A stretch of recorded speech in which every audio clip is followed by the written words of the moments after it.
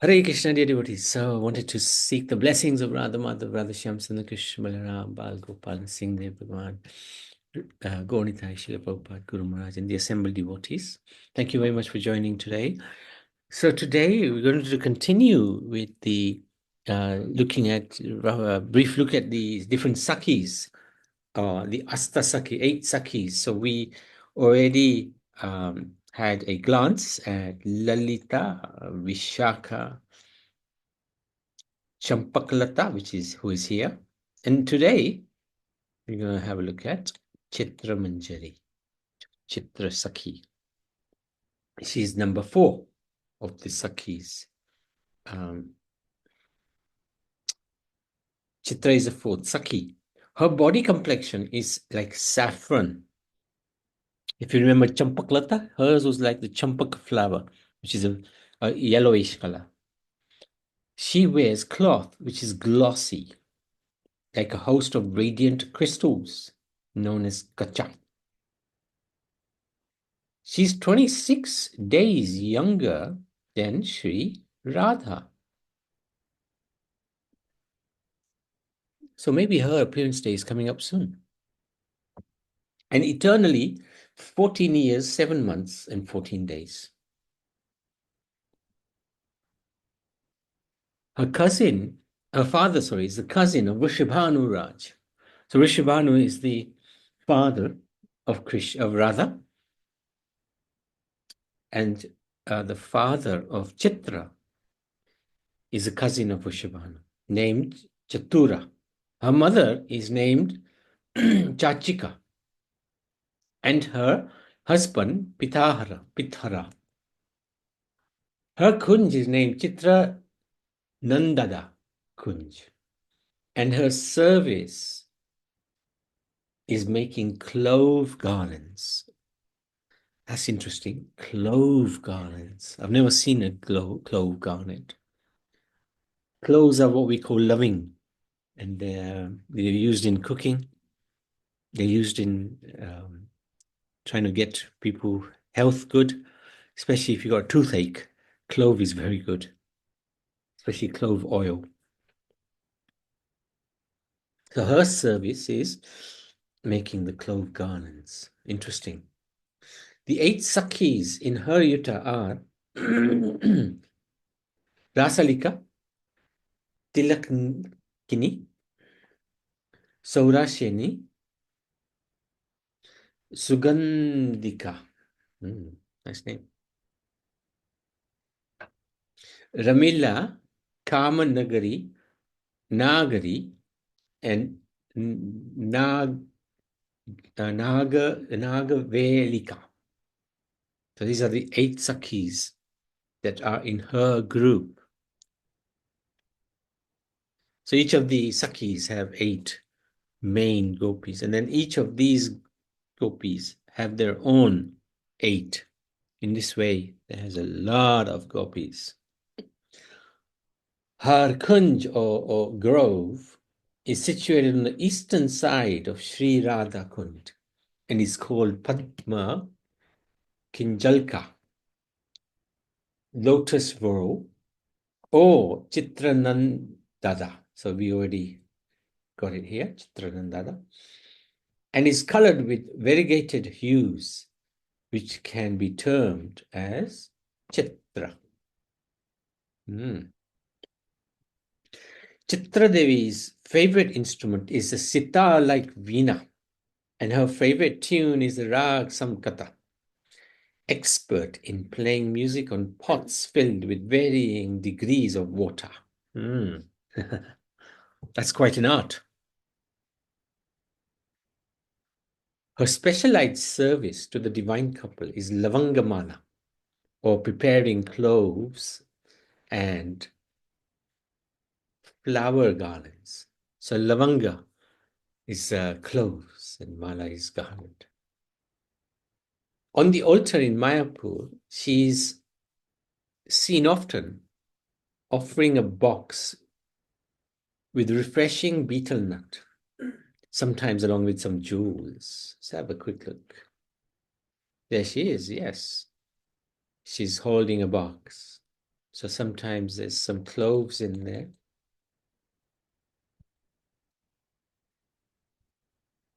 Oh, sorry, beetroot nuts, pan, and sometimes some jewels. She has the mood of the heroine who goes out for secretive meetings with her beloved. Her heart is full of wonderfully variegated moods, overflowing with compassion. Chitram vichitra hridayam sadyam. So she's got a lot of compassion. So she's somebody who we can really appeal to because we need compassion. And we can genuinely ask for compassion because we are in such a position in this Kali Yuga. We're in a desperate condition. So we can genuinely ask for her compassion. Chitta Devi is very learned in the astrological sciences, just like her father. She has special knowledge of secret ways of speaking and is a scholar of many foreign languages. She is fully versed in the scriptures of botany, expert at gardening, animal husbandry, and snake charming mantras. She's really very talented, as you would expect, of course. These are the gopis. One of her duties is to plant and guard trees, and she is most expert in making delicious drinks. She makes glass trays, bowls, and glasses, can make waves appear in water. She knows astrological books and the science of recognizing animals. Interesting how he says astrological books. So in the spiritual world, they also have books.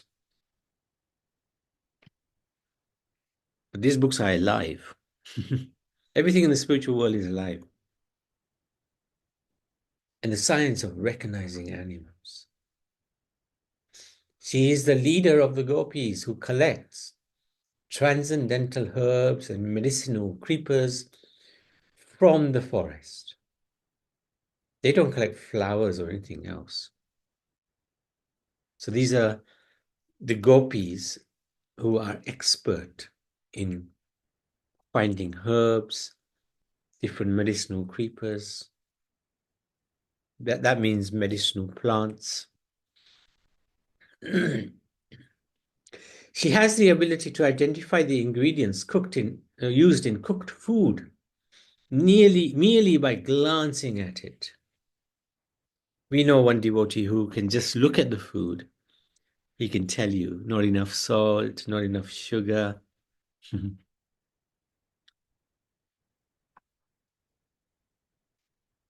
If she is presented with any type of milk, she can tell which animal it comes from.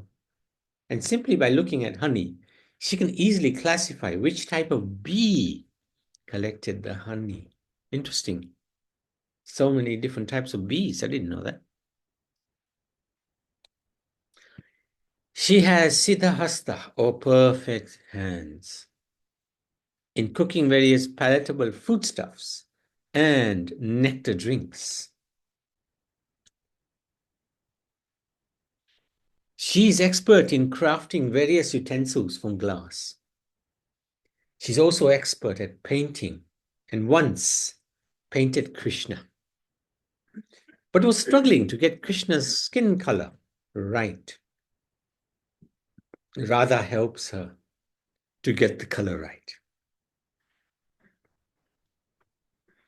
Krishna loved the painting of himself and thus visits Chitra's village every day. Isn't that extraordinary? His color is, there's a verse in the Brahma Samhita which goes like this. Vainam kvanantam aravindam dalayataksham parhavatam samasitam buddha sundarangam kandapakoti kamaniya vishesha shobham govindamadi purusham tamaham bhajami. So in this verse, it is describing Krishna's colors, Sundarangam, very, very beautiful. It's like that of a freshly formed monsoon rain cloud, a very beautiful blackish bluish color. And if we can imagine, even Chitra Manjari, who's expert at painting, struggled to get Krishna's color right. How extraordinary that color must be. And of course, Radharani knows that color very, very well. The color of Radharani's eyes are blue, reflect because she's always looking at Krishna. Krishna's blue. And this is the reciprocation that Krishna gives to the devotees. He loved the painting so much. He visits Chitra's village every day. Her maidservant is Rasa Manjari. In Gaura Leela, Chitra Devi appears as Vanamali Kaviraj, while others say it's Govindananda. And the references for that are Shri Goswami, Shishi, Radha, Krishna, Ganodesh, Deepika, and Srila Kavika Nakul, Shri Gaura Ganodesh, Deepika. So interesting how there can be differences of opinion. And everybody's right. Nobody's wrong. This is spirituality. So I think we're now finished looking at Chitra Manjari. And next is Tunga Vidya. So tonight is a good opportunity for us to think of Chitra, Sakhi, Chitra Manjari, and beg for her compassion, beg for her mercy. She's so talented, so many, and she drew Krishna, painted Krishna. So we can meditate on that and seek her mercy. Without the mercy of the gopis, we can't get the mercy of Radha Krishna. And we can try. No harm trying. These personalities are very favorable, very nice. And we can seek their blessings and seek their compassion. And Chitra is very well known for her compassion. Any questions? Any comments? Yes, Priyanjali. Did she paint Krishna's painting to impress Radharani or Krishna, or was it just for normal? Well, it will be definitely to please both Radha and Krishna.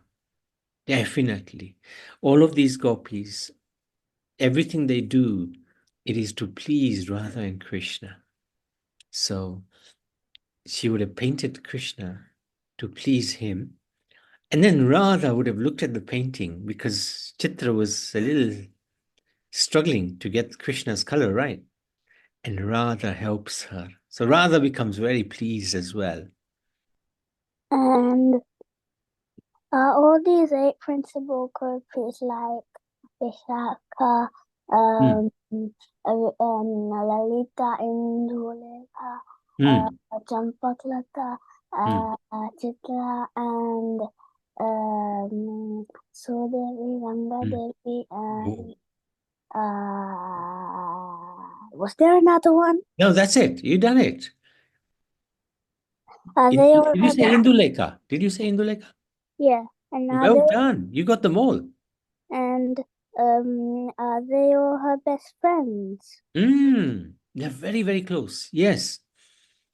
Yes. They're her best friends. They're also Krishna's best friends. They're both, the gopis, all 8 of them, love Radha and Krishna. Then why is Lalita so angry at him sometimes? Because Krishna likes that. She increases the different types of lila pastimes that take place between Radha and Krishna. If everybody was friendly and happy and doing everything that Krishna says, it won't be that much fun. If there's somebody who argues with you and gives you a hard time, but then later that person also reconciles with you and brings Radha and Krishna together, you'd enjoy that a lot more. Variety is the spice of life, is one of the sayings. So Lalita's job is to take the divine couple apart and then put them back together again after a lot of fun has taken place in the middle. So Krishna really enjoys, and Radha enjoys as well. Lalita is very um, um, like she's in your face sort of gopi, and but at the same time, she knows the art of how to bring Radha and Krishna together. She would often advise Radharani, don't even look at Krishna. If he comes near you, ignore him. But in Oh, her heart, she wants Radha and Krishna together. So she makes these things happen after giving Krishna a bit of a hard time. Is that okay, Priyanjali? yes, and after Krishna was married to Rukmani or Radharani, did they meet all the eight principal gopis? Right, the queens of Dwarka, and the principal, one of the most important queen, the first queen, is Rukmini. Did she meet Radharani? I think they met once when I they all went to Kurukshetra during the time of the solar eclipse after the battle of Kurukshetra. And uh, they met once, yeah. and did the eight principal gopis meet them, the Yeah, Ashtasakis? yeah. They would be all together.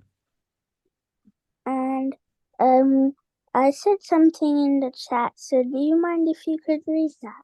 Oh, have you? Let's have a look.